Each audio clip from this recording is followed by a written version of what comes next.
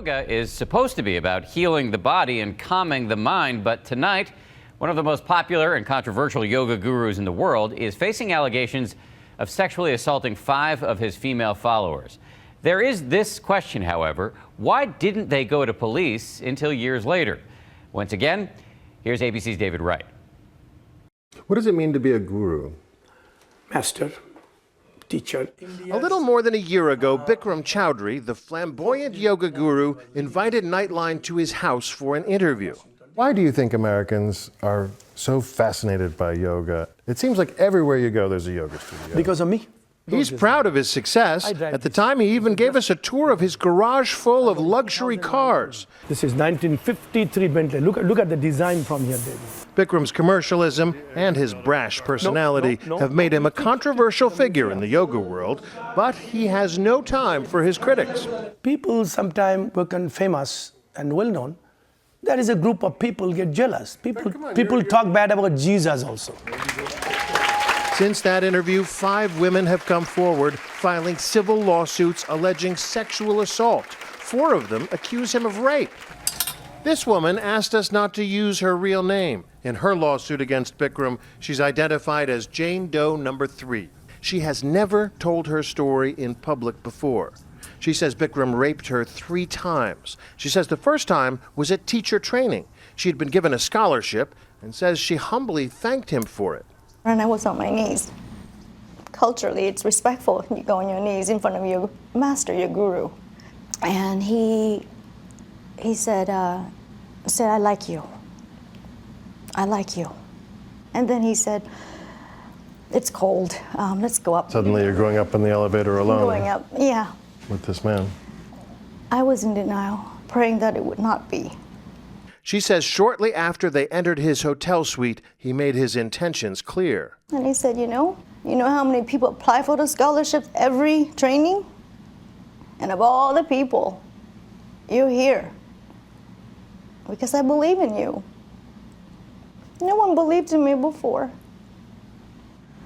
I looked at him as a godly figure, like Mother Teresa, I said, please don't. You're a guru. The world believes in you. I said, nah, I'm just a man. She says he raped her, then acted as though nothing had happened. She says she continued, determined not to lose her chance to fulfill her dream and become a yoga instructor, but says she made sure they were never alone again at teacher training. After she completed the course, she moved to LA to work at Bikram's headquarters. He made it very professional. I'll be on a payroll, not volunteer. I believed him. I trusted. Then she says he raped her a second time at this apartment, upstairs on the bare mattress on the floor. He took his pants off. He pulled me, and then I said, please don't. You said it wouldn't happen again. And then he pushed me down with force. And I said, no.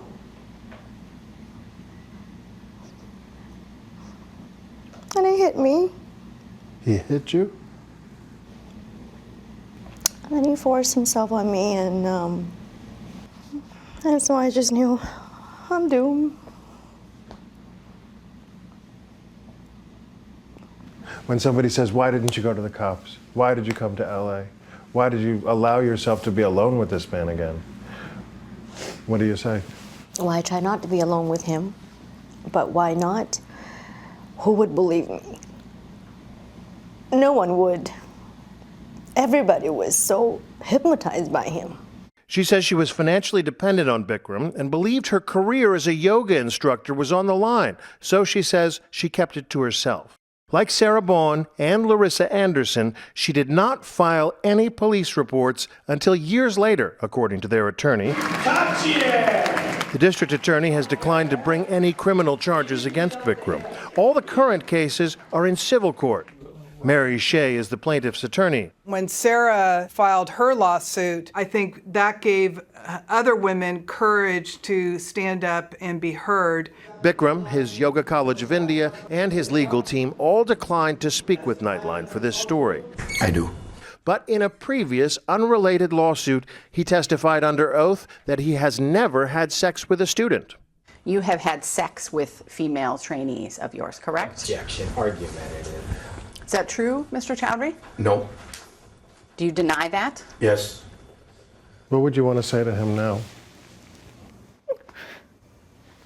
I would just say that I